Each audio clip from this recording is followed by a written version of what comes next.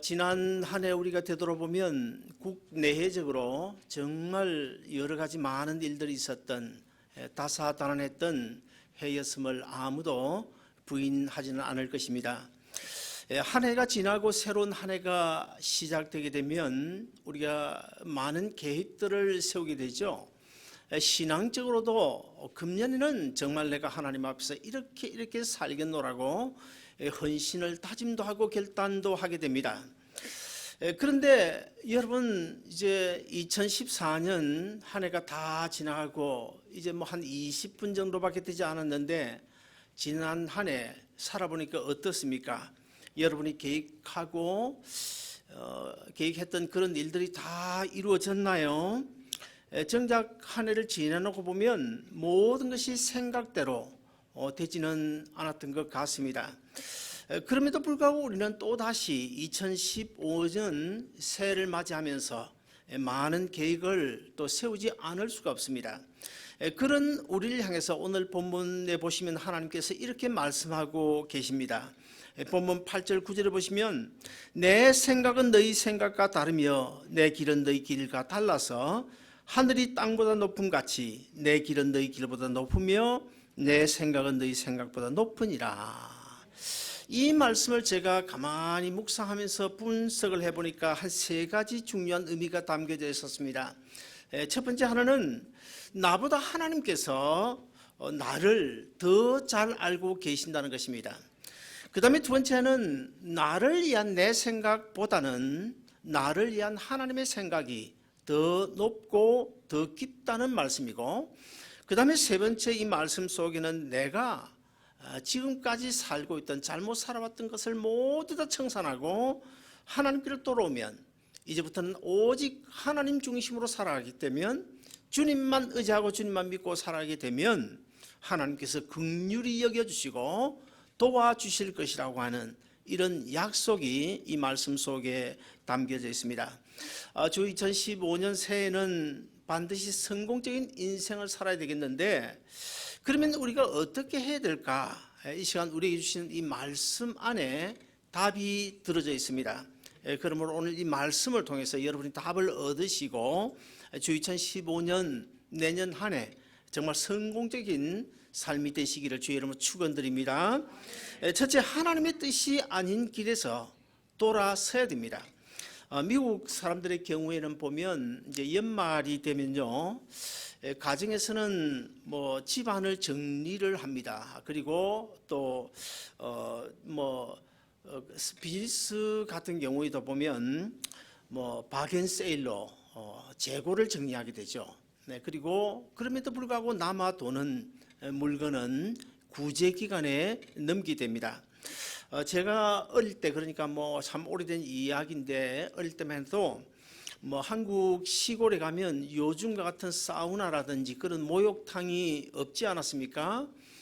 제가 살던 그 고향에도 한 200가구 되는 그렇게 작지 않은 그런 마을인데요. 뭐 거기는 목욕탕이 오히려 딱 한 개 있었어요. 동네 가운데 하나 딱 있었는데 그것도 매일 목욕을 하는 것이 아니고 뭐 시집 장가 갈 때 그 목욕탕에서 이제 목욕을 하고, 아니면 이제 동네 주민들이 설이라든지 추석이라든지 뭐 성탄절이라든지 이런 경우에 장작을 갖다가 불을 떼고 목욕을 이제 번갈아 하면서 목욕을 하게 됩니다. 여러분 어떻습니까? 이제 한 15분 있으면 새해 첫날이 되는데 새해 첫날을 맞으면서 설이 됐는데요. 여러분 어떻게 목욕들 다 하고 오셨습니까? 저는 목욕하고 왔습니다. 아마 여러분 가운데는 뭐 거의 대부분 다 목욕하고 아니면 샤워라도 하고 오셨을 텐데요. 왜 우리가 목욕을 하는 것입니까? 깨끗한 몸으로, 깨끗한 마음으로 새로운 한 해를 맞자, 그런 의미가 숨겨져 있습니다. 목욕탕에 가서 때를 미는 것처럼 지난 한 해 주님의 뜻을 저버리고 잘못 살아온 모든 것들을 다, 그런 제약들을 씻어버리고 이제부터는 정말 하나님 앞에 깨끗한 마음으로 주님 잘 섬기며 살겠다, 그런 의미가 담겨져 있습니다. 구약 성경 창세에 보시면 야곱이 그 형 에서를 이제 속이고 심지어는 자기 아버지까지 속이고 형 에서가 받아야 될 그런 축복을 가로채고 어디로 도망을 갑니까? 외삼촌이 살고 있는 바단 아란, 그러니까 화란 땅으로 도망을 가게 돼요. 도망을 가는데 뭐 하루 이틀 만에 가는 것이 아니고 아주 아마 상당히 오랫동안 너무 거리가 멀고 걸어서 가야 하기 때문에 길을 가게 됩니다. 그런데 이제 한 번은 어느 곳에서 돌을 베게 하고 길거리에서 잠을 자고 있는데 하늘로부터 한 사닥다리가 나타나더니 그 사닥다리 위로 천사들이 오르락 내리락 하는 것입니다. 그리고 사닥다리 위를 쳐다보니까 하나님께서 앉아 계시는 것이 아니고 일어서서 계시면서 야곱을 맞아주십니다. 이 야곱이 그때 이제 하나님께 돌비를 세우고 이제 제단을 쌓고 하나님 앞에 제사를 드리게 되죠. 그러면서 이제 하나님께 한 가지 언약을 맺습니다. 하나님께서 지금부터 내 걸음걸음을, 내 삶을 인도해 주시고 지켜주시고 축복해 주시면 내가 반드시 언젠가는 고향으로 돌아올 때 여기 이 베델에 와가지고 하나님 앞에 제단을 쌓겠습니다. 이런 언약을 맺습니다. 그리고 또 다른 한 가지 약속이 뭘까요? 하나님께서 나와 함께 하시고 나를 도와주시면 내가 반드시 11조를 드리겠습니다. 이런 언약을 하나님과 맺습니다. 그러므로 야곱은 이제 외삼촌 라반의 집에 가서 약 한 20년 사는 동안에 처음에는 참 심히 어려운 일들을 많이 겪었지만 마지막에 하나님께서 축복하심으로 거부가 되지 않습니까? 수없이 많은 우양을 거느리고 처자식을 거느리고 이 고향으로 이제 돌아오게 됩니다. 고향으로 돌아오게 되는데 야복강 나루에서 어떻게 해요? 새로운 이름을 받습니다. 이스라엘이라고 하는 새로운 이름을 받아요. 그리고는 이제 베델, 거의 베델 다 와서 베델로 올라가서 하나님과 약속한 그 돌단을 세우고 제사를 드리는데 이 야곱이 베델로 올라가려고 생각지 않아요.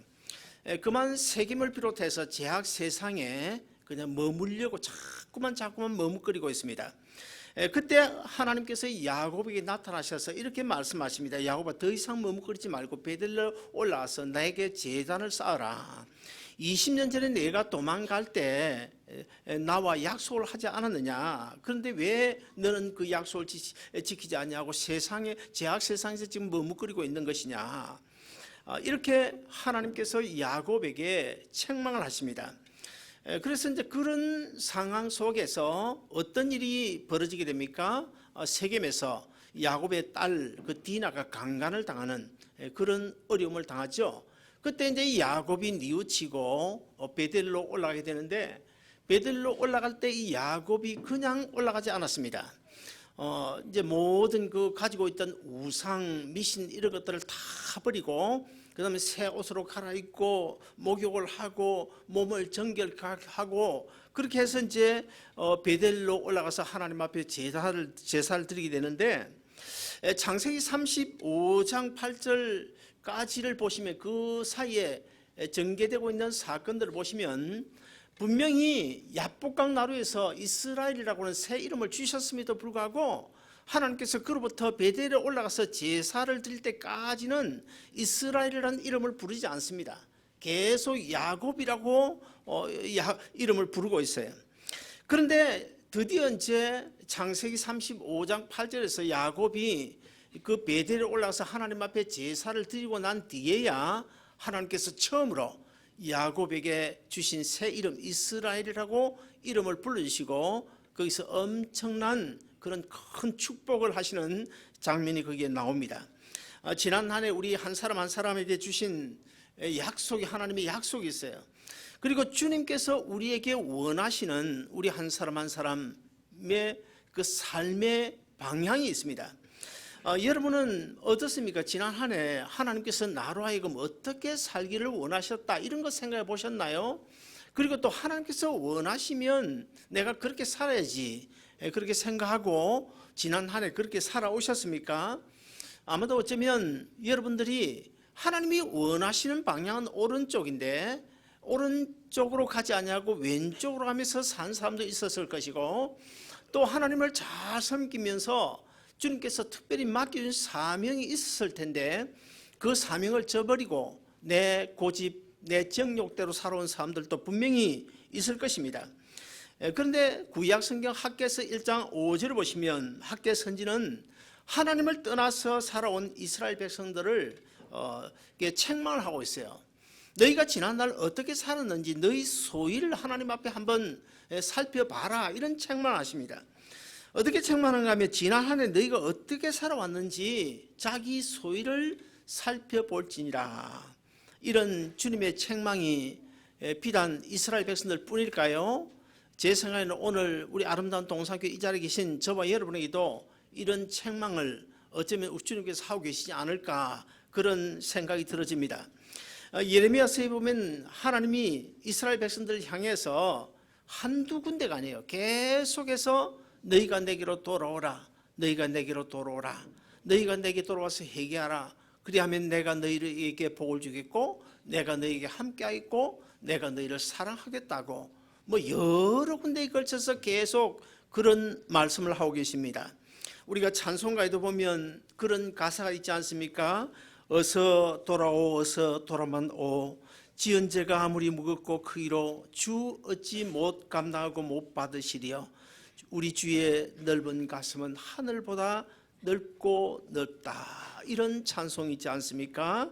그래서 우리는 이제 먼저 하나님의 뜻이 아닌 길로 지난 한 해 살아왔다면 주 2015년은 정말 하나님이 나로 하여금 어떻게 살기를 원하시는가, 하나님이 원하시는 길로 우리는 나아가야 되겠다는 것입니다. 그 다음에 두 번째로 오늘 본문을 보시면 이 불의한 생각을 버리고 주님의 마음을 품고 살라고 말씀하고 있습니다. 사실 그렇지 않습니까? 우리가 지난날 얼마나 많은 불의한 생각들을 마음속에 품고 살아왔습니까? 미워하는 생각, 그 다음에 인간적인 정욕, 이런 것들, 우리의 마음속에 정말 나쁜 생각들, 이런 생각들 우리 가득 차 있으면서 살아오지 않았습니까? 그런데 빌립보서 2장 5절을 보시면 사도 바울은 이렇게 권면하고 있습니다. 너희 안에 이 마음을 품으라, 곧 그리스도 예수의 마음이니. 자, 무슨 말입니까? 우리가 품어야 될 마음은 바로 주님의 마음이라는 것입니다.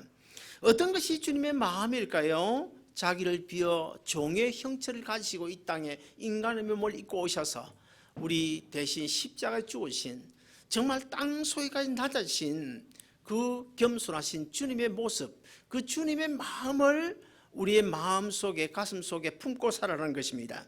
그러므로 첫째, 우리는 열심을 품고 겸손히 주님을 섬겨야 됩니다. 그리고 둘째는 이웃에 대해서는 자기 자신을 낮추고 남을 나보다 낮게 여기면서 주님이 하셨던 그 모습 그대로 살아가는 것이 바로 주님이 원하시는 삶임을 우리가 분명히 바로 알아야 될 것입니다.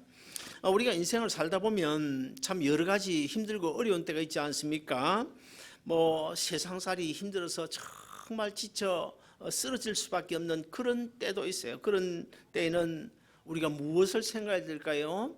우리의 죄짐을 짊어지시고 십자가를 지고 비아 돌로로사 길을 걸어가셨던 그 주님의 심정을 우리가 한번 생각해 보면 되겠고요. 그리고 인간관계 속에서 우리가 또 얼마나 많은 상처를 받습니까? 인간관계 속에서 어떤 상처를 입었을 때는 로마 군병들로부터 침뱉음을 당하고 뺨을 맞으시는 그 주님의 모습을 우리가 생각하면 얼마든지 우리가 견딜 수 있다는 것입니다. 그리고 또 누군가 미워지고 원수같이 생각되는 사람이 있으면은 우리가 하나님 앞에 간절히 기도해요. 하나님 아버지, 저들이 몰라서 저러니까 아버지 저들을 용서해 달라고 우리 주님께서도 그렇게 기도하셨고, 또 누가 그렇게 기도했습니까? 스데반 집사도 그렇게 기도했어요. 이렇게 우리 주님이 하셨던 주님의 그 마음을 우리의 마음속에 품고 살아가면 우리 넉넉히 신앙생활에서 승리할 수 있다는 것입니다. 그래서 새해는 자나 깨나 그대 생각이 아니고 자나 깨나 주님 생각, 부엌에서 설거지를 할 때도 주님 생각, 차를 운전해 갈 때도 주님 생각, 공장에서 일을 할 때도 주님 생각, 무슨 일을 하든 간에 우리가 주님만을 생각하면서 살아가면 하나님께서 오늘 본문을 통해 우리 약속하신 대로 우리를 긍휼히 여기시고 우리에게 도와주시는 줄로 믿으시기를 바랍니다. 마지막 세 번째로 여호와 하나님을 찾아 부르면서 살아야 한다고 말씀하고 있습니다. 우리 예수 믿는 그리스도인들이 가진 특권이 무엇일까요? 특권 크게 한 두 가지가 있는데, 첫째 하나는 하나님을 아버지라고 부를 수 있는 특권이 우리에게 주어졌습니다. 그리고 둘째는 우리가 힘들고 어려울 때 우리가 기댈 수 있는 언덕이 되어주신 하나님, 그분 하나님이 우리 배후에 계시다는 이것이 우리 그리스도인들에게 주신 하나님의 특권이에요. 그런데 많은 교인들이 이 놀라운 특권을 누리지 못해요. 마치 은행에 돈을 넣어두고도 통장이 어딘지를 몰라서 그 돈을 찾아 쓰지 못하는 것처럼, 정말 하나님께서 이미 우리 삶의 현장 속에 이곳저곳에 우리의 필요한 것들을 다 여호와 이름으로 예배해 놓으시고 숨겨 놓으셨는데, 우리가 기도로 그 하나님께 숨겨 놓으신 그 모든 은혜와 축복을 우리가 찾아가서 발견하고 그것을 마음껏 누리면서 살아야 되겠는데, 그걸 하지 못하는 것 같아요. 그런 우리에게 이사야 선지자는 이렇게 권면하고 있습니다. 오늘 본문 6절을 보시면, 너희는 여호와를 만날 만한 때에 찾으라, 가까이 계실 때에 그를 부르라. 이 말씀에도 보면 두 가지 중요한 뜻이 있습니다. 첫째 하나는 우리가 찾으면, 우리가 부르짖으면 하나님께서 만나 주시겠다는 것입니다. 그리고 둘째는 우리가 아버지 하면서 내 힘든 모든 문제를 주님 앞에 내놓고 간절히 기도하면서 구하면 전능하신 하나님 엘샤다이 하나님께서 다 들어주시고 우리의 필요를 채워주시겠다고 약속하고 있습니다. 자, 그러면 우리가 왜 주님을 찾아야 될까요? 왜 주님을 의지하고 살아야 될까요? 인간이 지닌 한계 상황 때문입니다. 우리가 아무리 많이 배우고 지식이 있고 능력이 있다고 해도, 또 우리가 아무리 많은 것을 가졌다고 해도 인간으로서 느낄 수밖에 없는 한계 상황이 있어요. 그 한계 상황은 시간적 제약과 공간적 제약이라고 하는 이런 제약 속에서 우리는 어쩔 수 없는, 내 힘으로 할 수 없는 이런 일들이 사실 너무 많이 있는데, 이것이 바로 우리 인간적인 한계상이라고 볼 수 있습니다. 그러므로 그 한계상 때문에 연약한 인생으로서 하나님을 가까이 하며 살아야 되는데, 하나님을 믿고 의지하면 하나님께서 다 해결해 주실 텐데, 그래서 시편 기자는 시편 73편 28절에서 이렇게 말씀합니다. 하나님께 가까이 함이 내게 복이라 그랬어요. 사랑하는 여러분, 이제 정확하게 주 2015년이 밝아온 것 같습니다. 우리 모두 새해는 불신앙적인 모든 생각들을 다 버리고, 불의한 생각도 버리고, 미움과 증오 이런 것도 다 버리고, 우리가 언제서 어디서 무엇을 하든지 주님 십자가 지고 걸어가신 그 주님을 따라가면서 내가 안고 있는 문제 주님 앞에 맡기고 주님을 간절히 찾고 부르짖는 가운데, 하나님으로부터 우리의 필요한 것, 여러분이 안고 있는 모든 문제, 건강 문제든 자녀 문제든 삶의 문제든 비즈니스든 어떤 문제라도 하나님 앞에 다 내어놓고 기도함으로 다 해결받고, 내년 주 2015년 새해는 여러분의 삶이 오늘 본문 마지막 11절에서 말씀하신 것처럼 형통해지시기를 주의 이름으로 축원드립니다.